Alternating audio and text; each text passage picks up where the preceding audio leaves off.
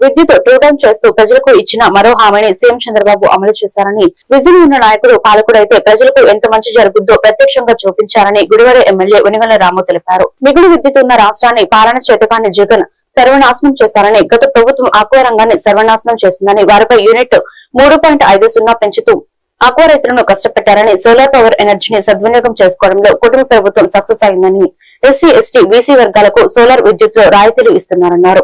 AP state warehousing corporation chairman Davi Venkateswararao, Janasena incharge Boragada Srikanth తదితరులు ఈ సమావేశంలో పాల్గొన్నారు.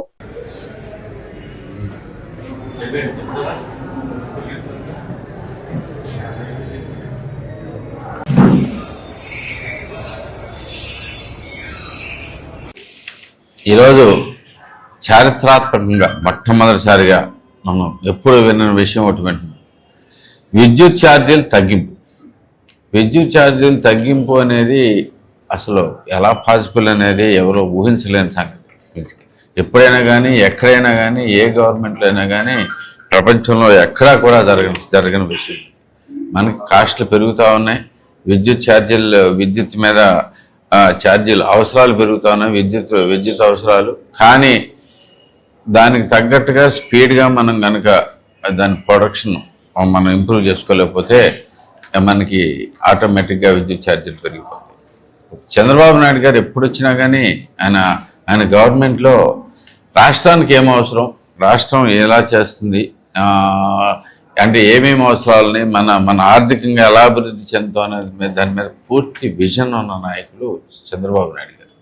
ఆయన హాయంలో 2019లో ఆయన దిగేసరికి మిగులు విద్యుత్తులో ఉంది రాష్ట్రం. మిగులు విద్యుత్తు ఉన్న రాష్ట్రాన్ని పిచ్చి నిర్ణయాలు చేసి అగ్రిమెంట్లు క్యాన్సిల్. ఆక్వా రంగం దారుణమైన పరిస్థితిలో ఉంది. ఎస్పెషలీ మన గుడివాడలో ఆక్వా రంగానికి నందివాడ మండలం మొత్తం ప్రసిద్ధి. బేసికలీ ప్రపంచంలో దేశంలోనే నెంబర్ 1 మండలంగా ఉంది. అలాంటి మండలంలో మనకి 3 రూపాయల 50 పైసలు ఉండే కరెంట్ ఛార్జీలని రూపాయిన్నరకు తగ్గిస్తామని చెప్పడమే కాకుండా చేసి చూపించిన ఘనత మన ప్రభుత్వానికి తగ్గుతుందని చెప్పేసి మరొకసారి క్లియర్గా చెప్తా ఉన్నాను. ఇలా డైలీ అంటే మనకి చాలా రిక్వైర్మెంట్స్ ఉన్నాయి. బేసికలీ ఏంటంటే పెద్ద మెగావాట్లో మనకి గిగావాట్లో డేటా సెంటర్స్ వస్తున్నాయి. ఇవన్నీ కూడా ఇంత అవసరాలు పెరిగినా కానీ ప్రభుత్వం ధైర్యంగా ఉంది. ఒక్క పైసా కూడా ప్రజల్లోకి పెంచమని చెప్పేసి ధైర్యంగా ఉందంటే దానికి తీసుకున్న మన చర్యలను చూసుకోవాలి. సోలార్ పవర్ కానీ విండ్ పవర్ కానీ రెన్యూవబుల్ ఎనర్జీ అనేది ప్రపంచంలో అత్యంత ఇంపార్టెంట్ పార్ట్. బేసిక్గా ప్రపంచ దేశాలన్నీ ఫాలో అవుతున్నాయి రెన్యూవబుల్ ఎనర్జీ గురించి. ఎనర్జీ ప్రొడక్షన్ చేయటానికే కాకుండా రెన్యూవబుల్ ఎనర్జీకి